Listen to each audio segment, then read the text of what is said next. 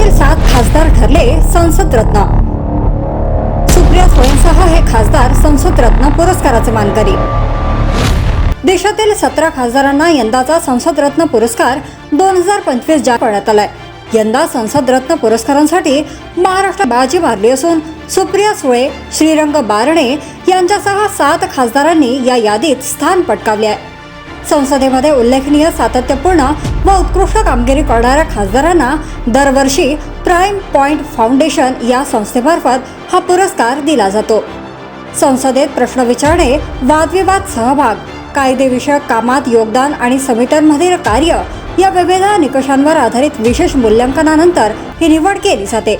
या पुरस्काराची निवड राष्ट्रीय मागासवर्ग आयोगाचे अध्यक्ष हंसराज अहिर यांच्या अध्यक्षतेखाली ज्युरी समितीने केली आहे। खासदार सुप्रिया सुळे यांना संसद रत्न पुरस्कार जाहीर झालाय। भारताचे माजी राष्ट्रपती APJ अब्दुल कलाम यांच्या शैक्षणिक कार्यातून प्रेरित होऊन 2010 मध्ये या पुरस्काराची घोषणा झाली होती। शिवसेना ठाकरे गटाचे खासदार अरविंद सावंत यांनाही संसद रत्न पुरस्कार जाहीर झालाय। शिवसेना शिंदे गटाचे खासदार नरेश म्हस्के यांना संसद रत्न पुरस्कार जाहीर झालाय। भाजपच्या खासदार स्मिता वाघ यांनाही संसद रत्न पुरस्कार जाहीर झालाय। भाजपच्या राज्यसभा खासदार मेधा कुलकर्णी यांचंही नाव संसद रत्न पुरस्कार जिंकलेल्यांच्या यादीत आहे। काँग्रेसच्या खासदार वर्षा गायकवाड यांनाही संसद रत्न पुरस्कार जाहीर झालाय।